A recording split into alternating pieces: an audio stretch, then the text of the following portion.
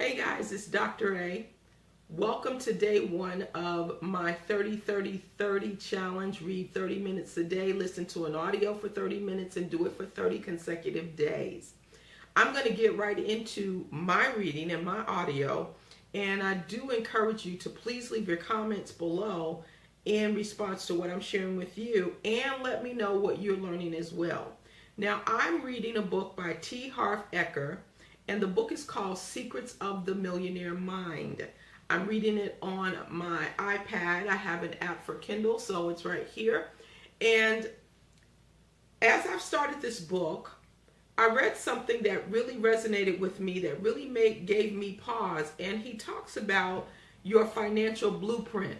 Now, I suggest that you do exactly what I'm doing, and that is, as you're reading, take notes, write down those things that resonate, those aha moments for you, because as you read and write together, it's going to reinforce what you're doing.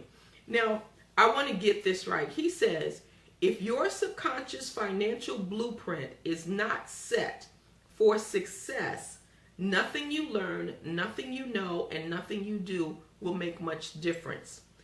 I wrote that down because it made me think about, what is my financial blueprint set for?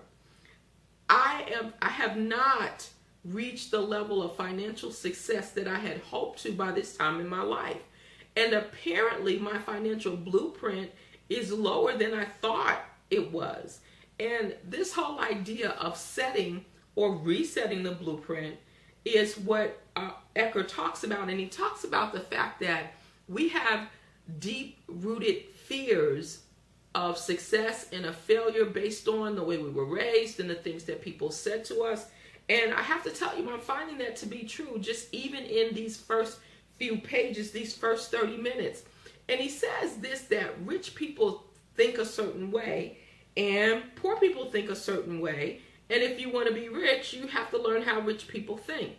Now, this is not to cast any dispersions on people who don't have a lot of money, because I know people who say money doesn't make me happy and, I don't want any money, but that's not me, okay? I want to be able to do some things before I leave this earth. I have 6 grandchildren. I want to leave a trust for each one of them. I want to help people in other countries where they don't have good drinking water, where they're orphans, where they're dying of AIDS. And you cannot do that without money. And so that's one of the reasons that I am seeking to change my financial blueprint. And that's why I chose T. Harv Eker's book. Now, what did I take away from it? I took away the fact that I need to change my blueprint, that I need to figure out what it is and I need to change it, and actually wrote my takeaways down here in this blog. What's interesting is that after I finished reading his book, my 30 minutes, I ended up listening to an Inner Circle audio from Empower Network that was hosted by Tony Rush, and it was called Make Friends with Money. And Tony said some things that really undergird what I've been reading in Eker's book, and it brings me all the way back to this whole idea that I am responsible for my financial health. And I think you are too.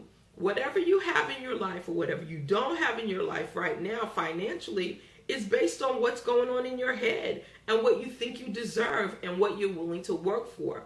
And Tony said something that I'm adopting and adapting my language to. And I wrote it down because I want to get it right.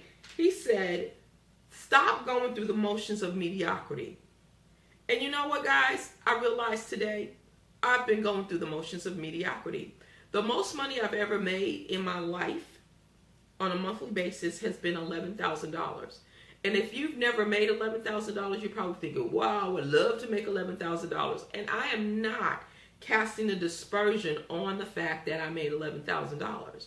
The point I'm making, though, is that if my financial blueprint was in the right place and I wasn't going through the motions of mediocrity in my life for most of my life, it would be consistent and it would increase.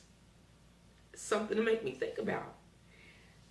So my takeaway is that I'm changing my financial blueprint. I'm going to figure out what it is, and I'm changing it because change happens up here, and I refuse to continue to go through the motions of mediocrity. Whatever it is, it's got to go.